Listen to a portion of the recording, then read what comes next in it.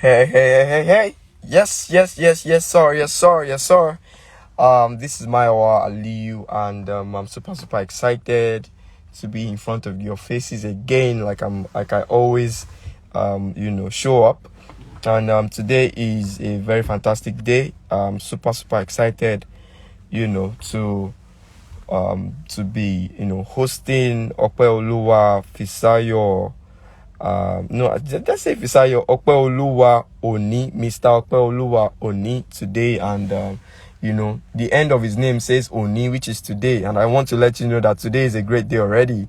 And just in few minutes, we are going to jump in. You're welcome, sir. I can see you. I got a place to park now, so we're going to start very shortly. The vision has not changed. The vision has always been to help the youth out there become more stable. They find their roots, find clarity of purpose. And today, we're going to start right away. I want you to please let me know what time it is in your country. I want you to please comment, like, follow this page. We are starting right away.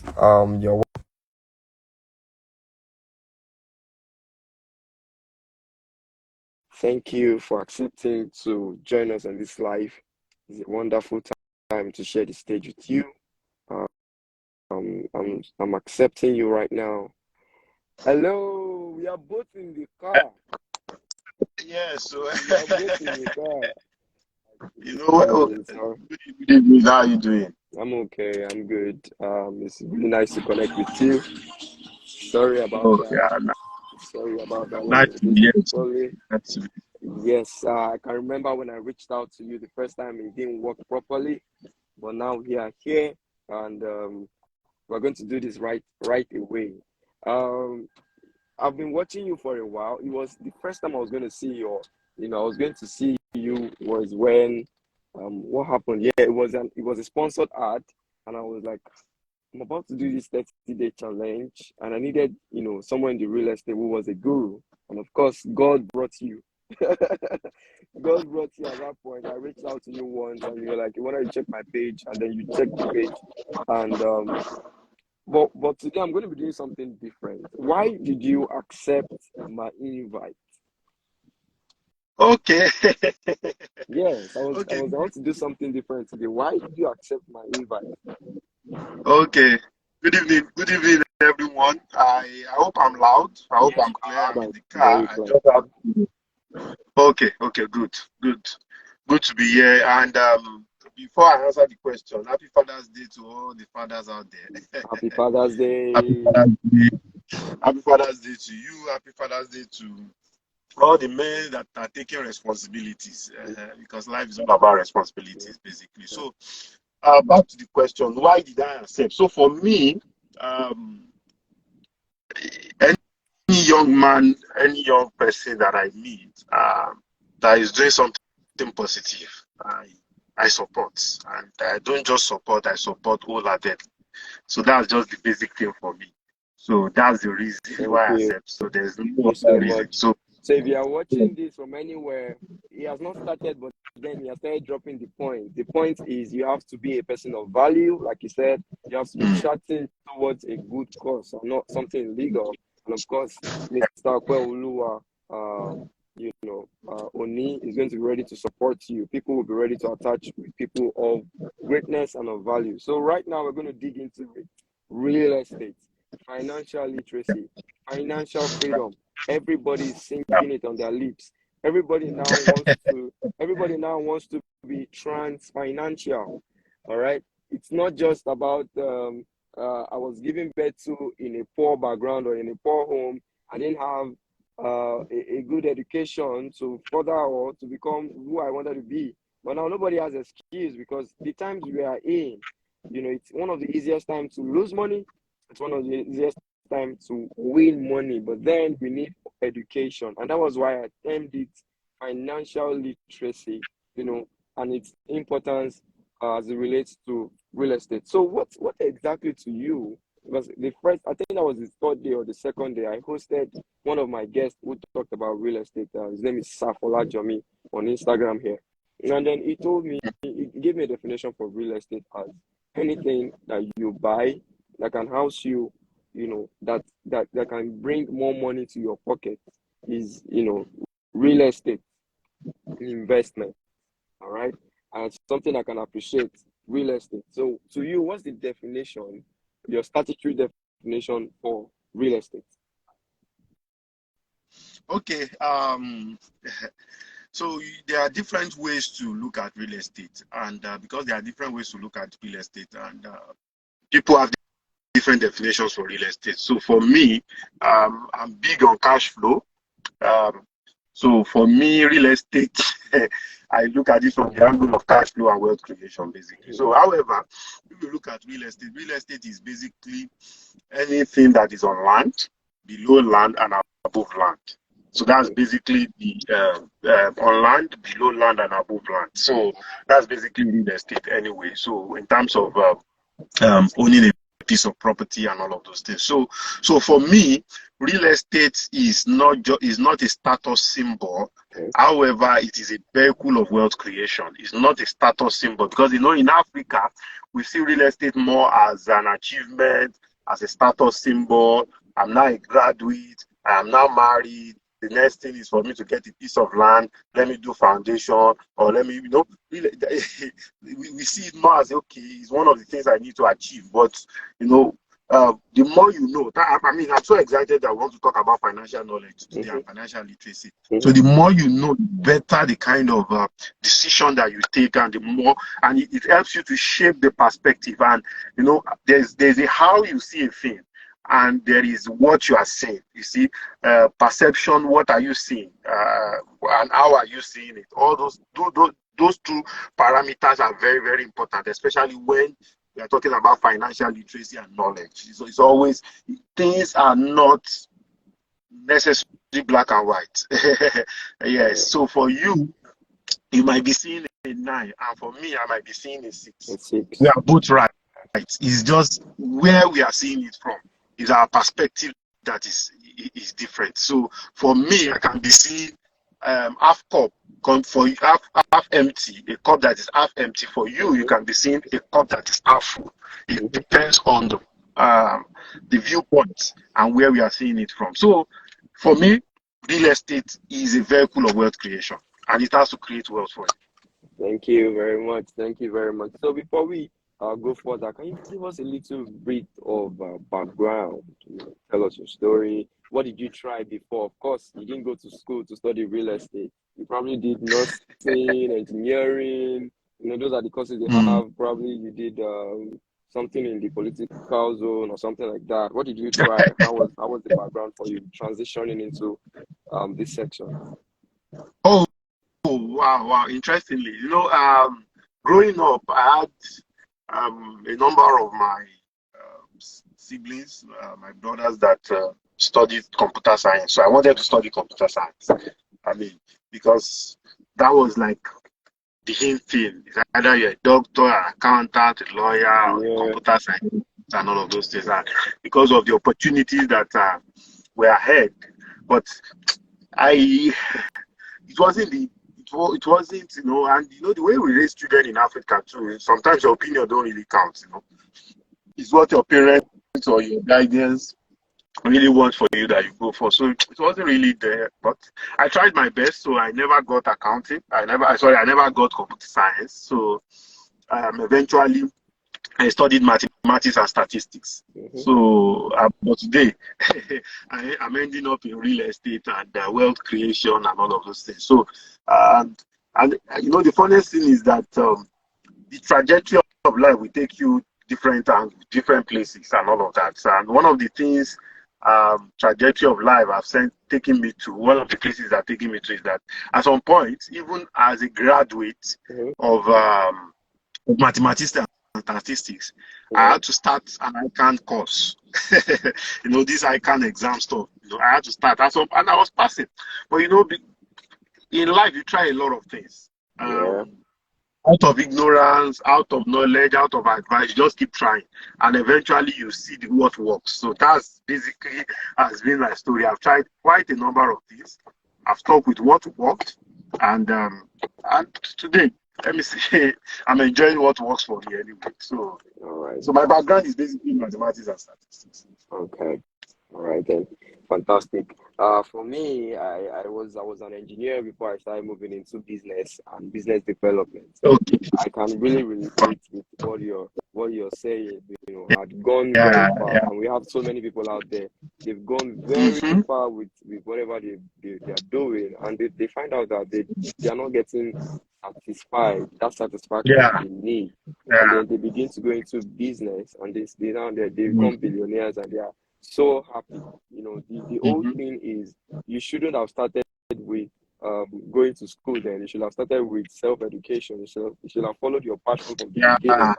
Even that's the whole thing. That's why I am reaching out to a lot of people now to make them understand that for you to create an enabling environment, for you to create creators, you want to create people that don't just consume, but they are Mm. helping people, with job creation, and that's how the Mm. economy, becomes better. If you know more, you do more, get better result, and that's why you know so going into the first question for today, why is financial literacy Okay. to you important, in the context of real estate investment?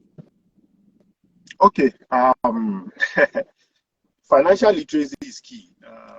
Everybody is making money, no matter how small of the money you are making. But the difference between the people that are making money and the people that are wealthy is how well they manage their fund. And how well you manage your fund determines how much you know about the fund you have just made. Uh, for every money that gets to your hand, there are things you need to do with it. In fact, culturally, we are not trained, we're not taught about money. In fact, we have a saying, for those that are probably Yoruba, there's a Mhm. saying that says, Nino Luwo, money is meant to be spent, and it's a lie. It's one of the it's one of the things that have Misconceptions. misconceptions that has drawn us into poverty and lack of generational wealth. Yeah. So there are things you need to do about money. So financial literacy is the foundation for everything. Mhm. It's foundation for financial freedom. It's for foundation for wealth creation. Mhm. So you can't even be talking about real estate if you don't have financial literacy. Because you are not even going to invest right. You can't even talk about investment. You can't even talk about what to do with your money if you are not even talking about financial literacy. It's very, very, very important. It's as important as 0 to 9 in mathematics. The basis, the foundation for mathematics is 0 to 9. Everything is built on that foundation. Just like the foundation in English language is A to Z. Everything is built on that. So Mhm. everything about wealth creation, financial freedom is built on financial literacy. If you don't know, you don't know. And what you don't know will kill you. It's as good as that. All right. I like the fact that you said what you don't know will kill you, because at this point, like I tell people, ignorance is no more an option. We are not talking about I will change. We're talking about, let's see the action. All right. Actually, actualize what you said you will do. Okay. And that's very, very interesting. So how does this lack of um financial literacy, how does it impact decision making when trying to select? Some people now, they meet friends that tell them, oh, Yoruba, ile Yoda, those kind of things. Like this property is actually very expensive. You can buy it and make so amount of money. And they dabble into it and find out that, oh, this guy was talking based on what he knew, and that was the Mhm. wrong thing. So how does it, affect decisions? Lack of financial Okay, literacy. okay. So for lack of financial literacy, just like I said, is the foundation for everything. Mm-hmm. So let me say, if I don't know 0 to 9, how will I be able Mm-hmm. to solve quadratic equation? Yeah, So yeah. it's as important as that. So if I don't know the basis for like financial literacy, if I don't have financial education, and you see there is no end to financial education, there's no end to it. You can only know when you start consuming knowledge about finances, but there is no end to it. There's no point in your life that you say that, oh, I have become all I can become, or I have there's a popular saying now, I have entered my Ebenezer. No, there's no end point to it. You have to keep learning.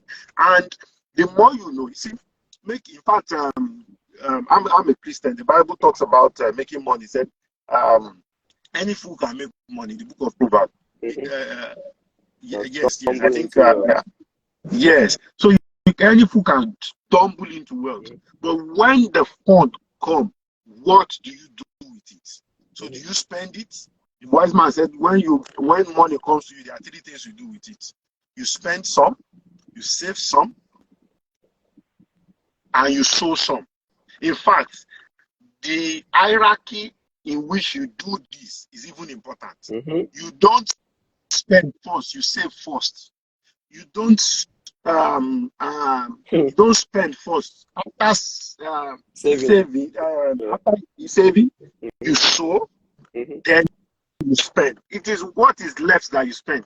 So you can even know the three things you can do with money. But if you don't do it in the hierarchy you are supposed to do it, you can still enter problem. So most of the time, an average Nigerian, let's say an average Nigerian receive 100,000 naira salary. Upon receiving 100,000 naira salary, they probably, the first thing, most Nigerians don't even pay tax. They don't do saka, so I won't even say they will remove his tax. You probably an average Nigerian worker has already owed money.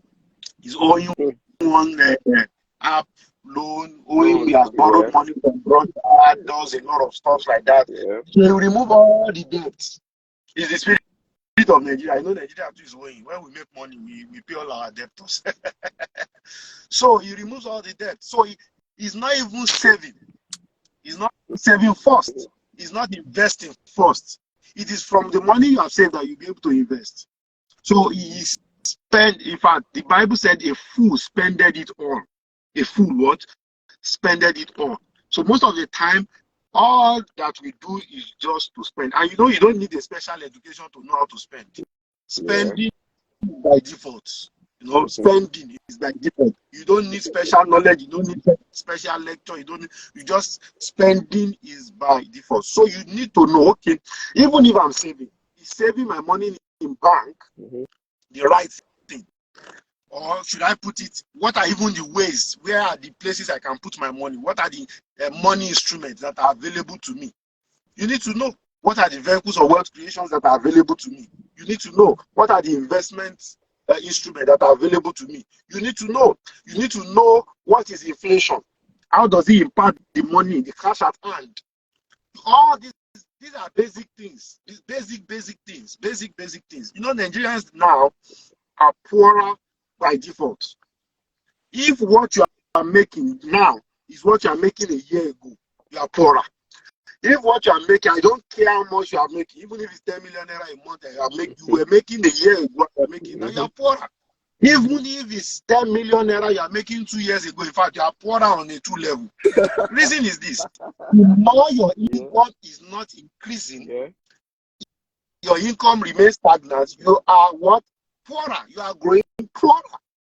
Most Nigerians and most young child, most people are one crisis away from poverty. That's it. Maybe health crisis, financial crisis. In fact, some people is their car that will get spoiled and everything will go crumble. So that is the place of financial literacy. It helps you to plan. It precedes financial planning, and financial planning is what helps you to map your way into financial freedom and ultimately into wealth creation. Thank you very much. Now I'm going to go back because in schools now we have AMS 101, we have ENG 101, CPM, whatever they call it, but then we don't have finance 101. We had that. Things could be better, and the first contact to the how will I call it, our success stories when it comes to finance were our parents, some of our friends, and the rest of them. Can you tell us the key concepts, the key terms, people should I know about five. We're talking about asset, liabilities, income, what else? Debt, loans, all those things. Can you give us like some of the terms that, every Nigerian and every youth and everybody across the globe should know and teach Okay. their kids too? Yes, yes. You see, knowledge. Um, we don't have. I mean, there's nothing like not lack of knowledge now. I mean, there's nothing like lack of knowledge now. Before I go into the terms, I was having a discussion with someone yesterday, and we're talking about the fact that somebody is about to gain admission into university, and the person is just 15 years. Um, and I told the person, I said, see, the the time that we are in now, as even at 15 years old, the guy was already making about 100,000 naira profit in the business he was doing at 15 every month. And I saw the business the guy was doing. I said, see, forget about university now. There's nothing you want to go and do there that ChatGPT cannot teach you. It's the I'm fact. serious. Yeah. I said, so what you should do is that because by the time you go to university, probably you will start this business Mhm. and you will come back in 4 years' time. You are 4 years behind in that business already. You can go to university when you are 25 and you are a multi-millionaire. It's even Mhm. better. You are better going to university as a multi-millionaire. Mhm. Haven't you wondered that most of the wealthiest people in the world globally are either dropouts or they went to a university that is not even known? Mhm. Because the school was not designed to make you wealthy. The school was designed to churn out factory workers, bankers. That is what the school was designed to be. So it was not designed to teach you. So I told the person, I said, if you miss it by going to one university, you are probably going to struggle for the rest of your life. So, in terms of financial terms, it is even beyond the financial terms. The usability of those financial terms are more important. You need to know what is assets. You need to know what is liability. You need to know what is wealth. You need to know what is financial literacy. You need to know what is financial planning. You need to know what is profit. You need profit and loss table. You need to be able to interpret it. What is a balance sheet? You need to know it. All these things are very, very important, and they are books. See, if you are what's it called? Probably you're a Christian or something. I can hear you. You're good. Okay, good, Good. good. Okay, so if you are probably a Christian or something, your responsibility is not for you to be reading your Bible only. No, that's not your responsibility only. Part of your responsibility is to read financial books too. That is part of your responsibility, is to read financial books. It is important. You need to get, you see, in fact, I can say that, especially in Nigeria, 80% of the problem and challenges we have, money can solve them. 80% of the challenges and financial challenges, challenges we have, money can solve them. 80% of our prayer point, money will make them disappear. So if money is the main thing, why not we learn about this money thing? Why not we learn about it? Because it's critical. Learning about money, what to do with money, is critical. So you need to look out for books. Look out for books. I tell before a child, as soon as a child is a teenager, 12 years old, as soon as any child that is 12 years old should go and read Poor Dad, Rich Dad, Poor Dad by Robert Kiyosaki. Not just read it, must be able to interpret every scenario that was shared in that book. Rich Dad, Poor Dad is book one book that can literally liberate your destiny forever. Because that book will open your life up into the world of possibilities. So you'll be able to learn some of these terms and how they apply to everyday life. Are we good? Yeah, we're good. We're good. We're good. We're good. I've been getting so much value. If you're getting value, please in the comment section. I can see. Thank you for joining in. Wow, so many people have joined in, sir. We have Jessica Wave Shower. We have Property Madam, Tiago Interiors, Lasisi Damiola. I can see Ebenezer Arowolo. I can see Pololo Luwambo, the Wura Femi Olatumbi, Oyinda Mola. I can see Official Cut. Thank you so much for joining in, Sylvester 20. I can see Mitchell Raymond. Thank you for joining in. So let's go to the next one. You talked about how education is very, very important in unlocking, not just it's not just what you want to use it for, but it's going to unlock your full potential. Because like I said, be the change you want to see. If you want to see a change in your finance, you want to see a change in the way you deal with men, I think you have to start from inside with your mindset, right? And that's a fantastic thing. There's another thing when it comes to real estate and when it comes to finance, people always run away from, and that is the thing about risk.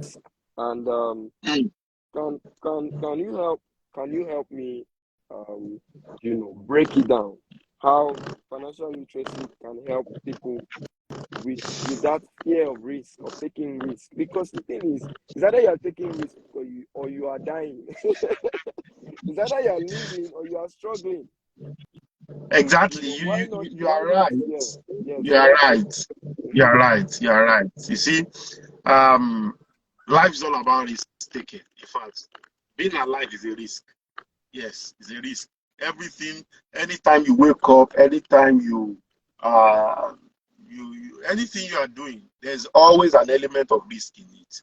So the only thing is this: is the risk that you are taking a calculated risk. So if it's not a calculated risk, that means you are taking a foolish risk. So risks are not the problem, but the knowledge of the person that is taking the risk is the challenge. We will always go back to financial literacy.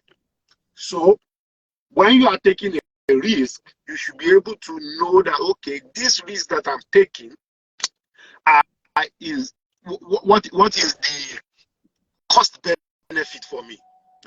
So take for instance now, I'm taking a risk, and at the end of the day, $1. Right? Opportunity cost of not taking that risk is me losing $1 million. So what are the things $1 million can do for me? And what is going to be my situation if I'm not making that $1 million? So the question is before me: should I take the risk or not take the risk? But for you to take the calculated risk, you need knowledge in the area you are taking that risk. For instance, in real estate, there's a lot of opportunity in real estate. However, real estate is very, very, very risky. So you need to weigh your options. So if I'm taking this decision, what are the risks associated with taking that decision? That is the place of knowledge.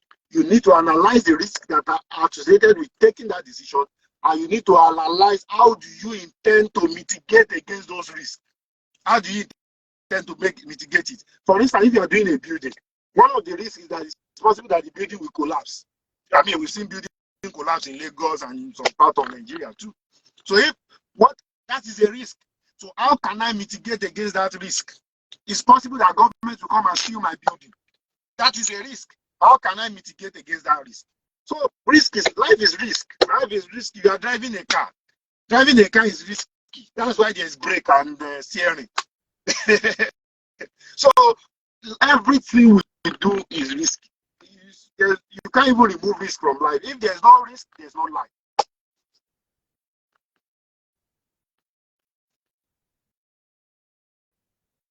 I can't hear you. I can't hear you. Okay, now thank you for that. I really got value. I muted you. So now we've gotten the fact that there has to be some form of risk taking according to your risk appetite. So you need to find your down risk side. You don't use all your money to invest in something without having something to fall back on to eat or do other things. So yes, I totally You're right. understand that fact. But what are the potential Right. pitfalls? Because there are going to be pitfalls. There is nobody. I tell people now that there is no businessman that is not owing money, because some of those things you are using OPM. Yeah. Some of Yeah. those things you are using the OPM strategy, the other people's money strategy, and they need to get some form of reward. Sometimes you don't meet the target. Sometimes you have to wait for some things to balance up and go. So what are some of the pitfalls when somebody wants to invest in real estate? What are the pitfalls they might encounter? Oh, okay. Okay. Yes, of course. Talking about risk too. Risks are Mm-hmm. there. The pitfall, unfortunately, one of the major pitfalls is government policy and and it's one of the risks that is available when it comes to real estate. Government policy. Government policy is huge, and the fact that there are no policies that guide uh, most of the things that we do. Policy is supposed to precede an industry, but most of the time, the policy is not even catching up with the rate at which the industry is evolving. Look at now AI. AI is the in thing. Government are putting a lot of policies in place to make sure that the AI does not consume us, and how we consume the AI too is important. So when it comes to real estate, one of the major challenge in terms of business now is government policy, because government can wake up one day and all of a sudden your business plan can become useless. Look at Nigeria in the last 2 weeks. I mean, a whole lot of stuff. Probably you did your planning with 200 naira, maybe March, you did your planning with 200 naira per liter petrol. But look at it today, it's 500. A lot of things. Probably you are getting dollar at an official rate, and all of a sudden now dollar has been floated. You're probably going to be getting it around 700 or 600 and something. That is part of the risk. So these are pitfalls. Government policy is one of the biggest problems, and access to finance too, access to funding. Just like you mentioned, we use a lot of OPM when it comes to business, and it's unfortunate, but that is the reality, especially for a Nigerian business person. Other people's money, we use it a lot, and because if you are getting other people's money, nobody guarantees anything. You are the one guaranteeing them. Nobody guarantees anything. These are some of the challenges when it comes to real estate and business generally. So a lot. But you see, the ultimate of it all is government policy. Government policy. You can plan everything, but you can't. Yeah. All right. Thank you very much. We're about to round off this. This has been an interesting conversation so far. I wanted to give me, is there any story, you've been in the real estate for some time. Is there any story that, you've almost taken a bad decision? Because every entrepreneur wants to be in profit, right? Was there any time that, those financial education you had, had impact on you negatively, or the ones that you don't have had impact on you positively? Oh yeah, sure. Of course, as an entrepreneur, you take decision almost per seconds. You're always taking decision. So for us, one of the it's not a story, it's more or less like a principle that has guided us. And there are so many stories attached to it. Because of time, we will not be able to go into the details. So one thing is this: do not, when it comes to real estate deals, don't be desperate to buy, don't be desperate to sell. Don't be desperate to buy, don't be desperate to sell. Two people loses in real estate in a deal: he who is desperate to buy and he who is desperate to sell. There's no way you want to do it. Anytime you are desperate in a real estate transaction, whether you are a seller, you are a buyer, you are losing. That would be my is one guiding principle that I work by. So if anything does not look like it want to work, it's not going to work, I just back off immediately.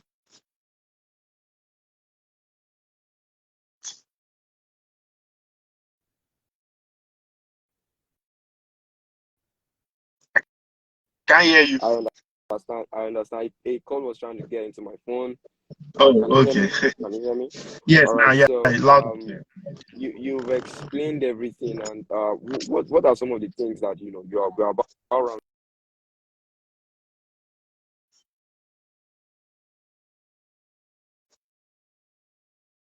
advices, just to round off this session? Okay. What are the advices? Well, for that whatever that maybe seems that is not working, keep at it. Hold on to your convictions. Hold on to your strong convictions. Don't give up. Don't give up on yourself. Believe in yourself. Love yourself. Don't give up on yourself. You can make it. It only looks like a bend. No matter the situation you are going through right now, it is just a bend. It is just a bend. You can make it. In fact, you are wired to make it. Don't let all the distractions of Nigeria, don't let it get to you. Stay focused as a business person. Stay focused as a career person.